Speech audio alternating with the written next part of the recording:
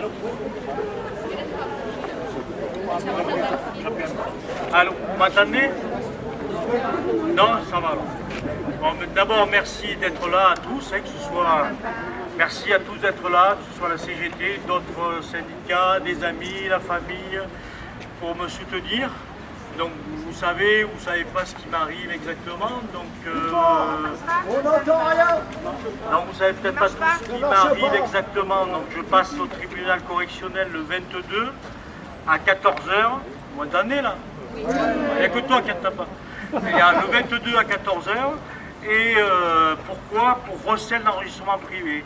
Parce qu'en fait, ce que j'ai fait, c'est que lorsque j'ai fait une enquête concernant un employeur bien connu d'Avignon, pour conforter mon enquête, j'ai interrogé des salariés licenciés, dont un qui est venu avec un enregistrement sur lequel l'employeur dit qu'il travaille au black, fait qu'il est employé au black, l'insulte, le menace, etc. Et donc, j'appelle le proc, et à la demande du procureur, ben, j'ai transmis cette enquête par article 40 du Code de procédure pénale comme le veut la loi. Voilà, donc j'aurais jamais pensé un jour être attaqué pour ça, mais c'est ainsi. Voilà, donc ce qui est le plus révoltant, bon, c'est pas tant que l'employeur puisse porter plainte contre moi, il utilise tous les moyens qu'il a payés à sa disposition. Mais le plus scandaleux, c'est que le procureur actuel, parce que malheureusement M. Villardot est parti, que le procureur actuel poursuive une telle plainte et que la direction régionale, et notamment de l'URSSAF, et même à Avignon d'ailleurs, ne me soutiennent pas. Alors ils me disent oui mais on vous paye les frais, mais ça ils sont obligés, donc il n'y a pas du tout de soutien, quoi, hein. Donc, et non seulement ils ne me soutiennent pas, mais je sais, parce que j'ai quand même des antennes, que lorsque se passent des réunions de direction, ils disent ouais mais il y a quand même recel, on ne sait pas trop ce que c'est, alors je n'en sais pas encore, etc. Donc ils laissent planer le doute sur mon honnêteté et mon intégrité. Voilà, il faut savoir aussi que si je n'avais pas transmis cette cassette, j'aurais fait une faute professionnelle. Alors peut-être que certains auraient même négocié avec l'employeur, avec de l'argent à la clé, hein, aussi. Mais bon, moi j'ai fait mon boulot, voilà, donc et voilà pourquoi je suis ici aujourd'hui et le 22 devant le tribunal. Voilà, puis après il y a eu d'autres événements, puisque je suis en maladie professionnelle maintenant, bientôt licencié pour inaptitude au travail, et la direction de l'agence centrale de la COS donc, a écrit à la direction de la sécurité sociale d'Avignon pour leur demander de ne pas me donner la maladie professionnelle parce que ça risquait de créer une épidémie, etc. Mais parce qu'ils avaient eu aussi des messages, je pense, de la direction régionale. Donc ça fait beaucoup de choses qui m'arrivent depuis que j'ai contrôlé ce monsieur qui est bien connu sur Avignon et qui fait un peu la pluie de beau temps, hein, même à la justice et l'URSSAF apparemment. Voilà pourquoi vous êtes là et merci encore à tous d'être là. Ouais.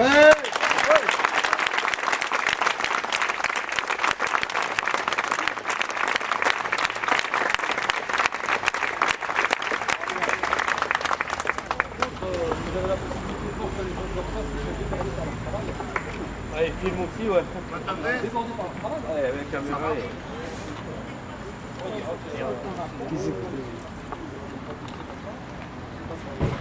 Bon, maintenant, ça va. Moi, j'ai pas grand-chose à rajouter après l'intervention de Philippe, je crois qu'il vous a tout dit. Juste un petit mot sur lequel j'insisterai, c'est quand même la gravité de la situation. Est-ce qu'on peut oser imaginer que Philippe perde? Si jamais Philippe perdait, est-ce qu'il y a un inspecteur qui va continuer à aller dans les entreprises tout en sachant que sa probité, son honnêteté peut être remis en cause et qu'il peut être assigné devant le tribunal correctionnel, le tribunal où on cite l'ensemble des voyous. Aujourd'hui, Philippe est traîné devant ce tribunal et c'est honteux. Il n'y a pas de mots pour désigner ça. Que l'URSSAF soit attaqué, on aurait pu le comprendre. Un employeur qui conteste connaît. Mais qu'on attaque un de ses employés qui a fait son boulot, donc ça, on ne peut pas laisser passer. Donc Philippe a fait appel à la CGT. Philippe fait partie de la CGT. Et aujourd'hui, la CGT, malgré ce qu'on dit à la télé, ce que vous entendez, on n'est pas des voyous. On est des gens, on est des collègues, on travaille tous dans des services, on est comme vous, comme moi, comme tous les copains qui sont venus. Et on est tous là sur une valeur de la CGT qui pour nous est une des valeurs numéro 1. C'est ce qu'on appelle la solidarité. Et la solidarité à la CGT, c'est pas un petit mot.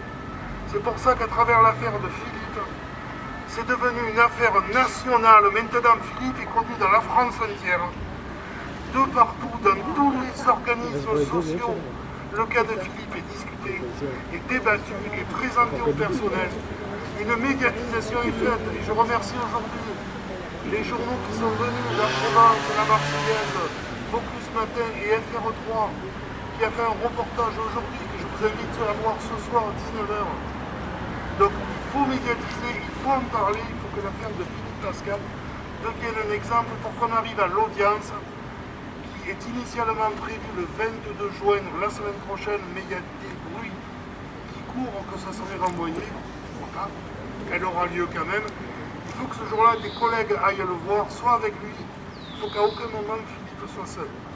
Alors au niveau CGT, on a organisé la semaine dernière une manifestation nationale devant la COS, où on peut dire que M. Ray, qui est notre directeur général au niveau de la COS, a été un peu secoué.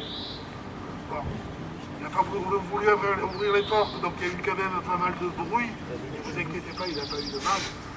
La seule chose par contre qui a été positive, c'est qu'il a enfin voulu écouter, entendre parler du dossier de Philippe Pascal. Il a reçu la fédération CGT le 14, donc mardi, excusez-moi, avec toutes les accumulations de dates de ces jours. D'abord le 8 juin, puis la fédération a été reçue le 14, où là le cas de Philippe a été clairement exprimé avec M. Ray.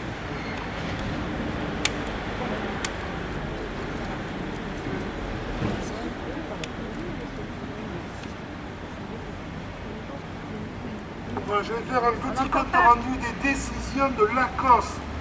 Alors j'interpelle, avant de dire ça, j'interpelle la direction de l'URSSAF PACA. En l'occurrence, M. Clément. M. Clément assure Philippe, bien évidemment, qu'il est solidaire. Alors on l'avait invité aujourd'hui, et on l'invite toujours s'il est par là et qu'il entend qu'il puisse venir, on l'invite à venir prendre le micro de la CGT pour exprimer sa solidarité envers Philippe. J'ai appris ce matin que la directrice de l'URSSAF d'Avignon a osé organiser une assemblée du personnel en disant qu'il ne serait pas présent à l'audience de Philippe. Franchement, qu'un directeur, avec le grade, les responsabilités, les salaires qu'ils ont, se permettent de telles ignominies, c'est en dessous de tout. Alors nous, à l'audience, si le directeur ne veut pas venir, tant pis, nous on y sera. Que ça, ce soit bien clair. Si la directrice entend, elle peut venir, elle aussi, s'exprimer au micro. Bon, puisque les directeurs locaux ne bougent pas trop, ne se prononcent pas tellement, donc on a vu M. Ray. M. Ray qui a peut-être un peu découvert le dossier. Déjà les premiers engagements de M. Ray. Qui certes, c'est pas tout ce qu'on veut, mais c'est déjà pas mal. Donc déjà, M. Ray a informé que l'ACOS porte plainte contre la société poursuivie en travail dissimulé. Que Philippe, dans le cadre de sa procédure à titre perso, a des retenues sur salaire, va examiner ces retenues sur salaire et revoir la rémunération de Philippe. Elle se déclare, alors c'est des formules de politesse, ça n'est pas opposé à ce qu'un représentant de l'URSSAF PACA soit présent à l'audience du tribunal correctionnel. Bon, pour info, lorsque j'ai appris la réponse de Madame Lefebvre, j'ai immédiatement prévenu la fédération qui actuellement est reçue par M. Ray dans le cadre d'une autre action où il y a la CGT qui concerne beaucoup d'entre vous. C'est la grève des inspecteurs et des contrôleurs, puisqu'il y a une grève nationale, et actuellement la CGT est chez M. Ray. Donc ce sera peut-être l'occasion de lui rappeler aussi que voilà ce que vous dites à Paris, voilà ce qui s'en va en PACA. Dernier point, qui à mon avis, deux points à mon avis qui sont quand même très importants. Si jamais par malheur Philippe perdait, l'ACOS s'est engagé à faire appel et à prendre les frais à sa charge. Donc l'ACOS se mouille. On attend pareil de deux directeurs ici locaux. Et ensuite, dans le cadre du cas particulier, en termes de salaire, de retenue, tout ça, Madame L'Orphelin, qui est la directrice adjointe de la COS, suivra le dossier de Philippe personnellement. Et en cas de problème quelconque, Philippe sera reçu directement par elle. Je pense que mieux placé pour traiter un dossier, il n'y a pas mieux. Donc je crois déjà que ce premier pas, c'est déjà un premier succès. Alors, on n'a pas gagné, l'essentiel c'est l'audience. Mais déjà je trouve que c'est pas trop mal. Un deuxième point sur lequel j'avais commencé mon intervention, c'est la solidarité. Alors ça, la solidarité, je crois qu'il faut le dire, parce que c'est quand même impressionnant. De la France entière, des motions, des pétitions sont faites. Et ici en Avignon, nous avons des délégations de Valence, Privas, Tille, Gap, du centre hospitalier d'Avignon, de l'Union santé départementale, d'étudiants, des caisses primaires de la région, des CAF de la région, des retraités du 84 et du 06 qui sont venus, des employeurs du Vaucluse, des gendarmes, la Fédération des organismes sociaux parisiens à qui je passerai la parole tout à l'heure, les chômeurs CGT, l'Union locale CGT. C'est énorme, en peu de temps c'est énorme. Je tiens aussi à souligner, vous avez vu que malheureusement nous ne sommes pas arrivés à créer les conditions d'une unité syndicale. Nous le déplorons. Mais nous voulons quand même dire que Force ouvrière est présent aujourd'hui par des délégations de Lyon et d'Avignon. Mais ces camarades, je les félicite et je les invite à tout faire pour que l'unité syndicale soit là.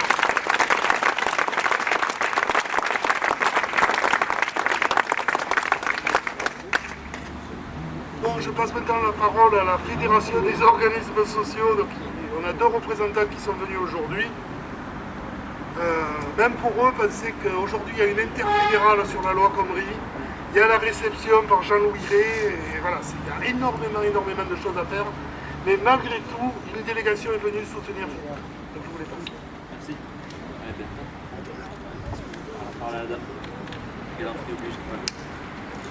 Bonjour à tous. Donc moi je ne vais pas parler spécialement du cas de Philippe, même si on est tous là aujourd'hui et on est conscient du risque qu'il y a sur la personne de Philippe, mais aussi sur le métier d'inspecteur. Mais je vais aussi communiquer un peu plus sur l'ensemble du financement de la protection sociale. Avec ces métiers-là, c'est le recouvrement qui est en jeu.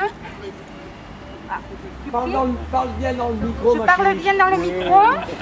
Donc, je veux dire que le financement de la Sécu, il est multiple, mais il dépend aussi des sommes qui sont recouvrées par les URSSAF, et notamment donc des cotisations patronales qui ne rentrent pas, du travail illégal. Il ne faut pas oublier que la Cour des comptes a mentionné qu'il y a 20 à 25 milliards de cotisations patronales qui sont des fraudes. C'est-à-dire qu'on nous parle souvent du trou de la Sécu. Donc nous, dans le versant salarié, il y a un grand nombre de personnes qui sont salariées de la Sécu. On nous parle tout le temps qu'on n'a pas de moyens, des réductions d'effectifs, etc. Parce que le financement de la Sécu va mal. Du versant assuré, pareil. Il y a toujours une remise en cause de l'accès aux soins, etc. Actuellement, il y a des sommes impressionnantes, plus d'1 million d'euros qui ne sont toujours pas recouvrés dans le cadre de cette affaire. On est là pour trouver ça aussi inadmissible et pour dénoncer. Et toutes les pratiques aussi de ce monsieur Mariani contre en fait l'ensemble de la société, qui sont les profiteurs et qui sont les voyous, vu les méthodes employées à l'encontre de la personne de Philippe et en général contre le monde du travail. Donc actuellement nous sommes en lutte contre le projet de loi El Khomri. Je veux dire que c'est la même lutte. On nous fait passer, nous, les salariés qui sommes dans la rue pour défendre notre travail, pour des voyous. Et là, je pense que c'est la démonstration parfaite que les voyous ne sont pas du côté que l'on croit. Merci. Ouais.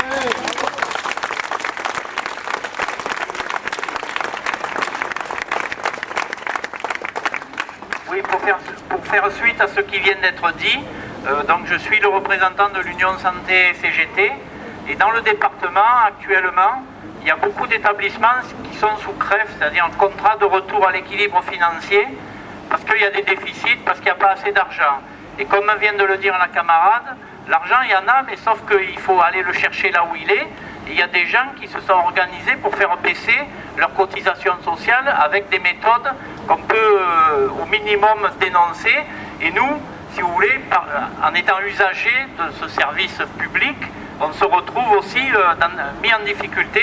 Et c'est pour ça qu'on voulait vous soutenir, parce que je vous dis, actuellement, sur des établissements comme Avignon, Valréas, Carpentras, les gens, on supprime des postes parce qu'on nous dit qu'il n'y a pas assez d'argent et qu'on ne peut pas financer la Sécu. Et on demande, dans le cadre global des réductions de dépenses, 993 millions d'euros de réduction de dépenses sur les hôpitaux. Et ce genre d'affaires contribue, ça a été dit, à faire peur pour qu'on ne puisse pas laisser les patrons faire ce qu'ils veulent comme ils veulent. Voilà, et donc on soutient notre camarade et on le soutiendra aussi le 22 et dans les suites qu'il y a à venir. Et je vous invite bien sûr à faire de même. Merci.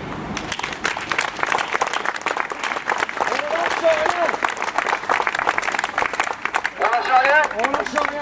On lâche rien. On lâche rien. On lâche rien.